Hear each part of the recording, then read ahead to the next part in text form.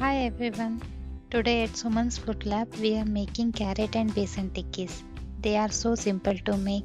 They use only basic ingredients and most importantly kids actually love them. Let's get started.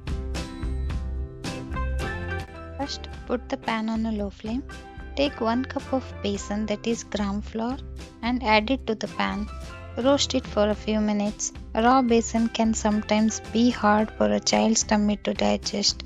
It also has a bit of raw taste. When it is roasted until it smells like it's cooked and turn a little brown, it tastes much better. Next, take 1 big carrot, grate it very fine. Use the small holes on the grater because it makes the carrot very soft and easy to eat. Carrots are so important for kids. They are great for eyes and gives lot of energy. By grating them small, they mix perfectly into the dough.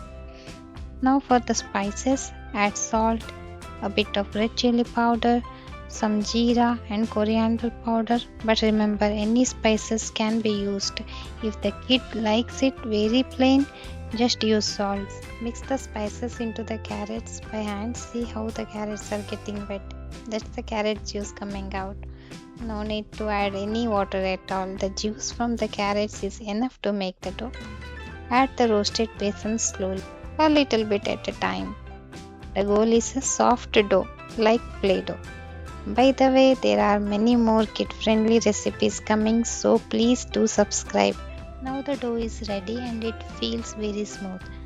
Take a small lemon-sized piece of the dough and place it right center on your hand.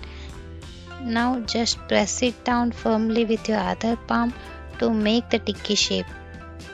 Now put them on a pan with little oil or ghee. Keep the heat on low or medium. Cook them slowly so they get nice and golden on both sides.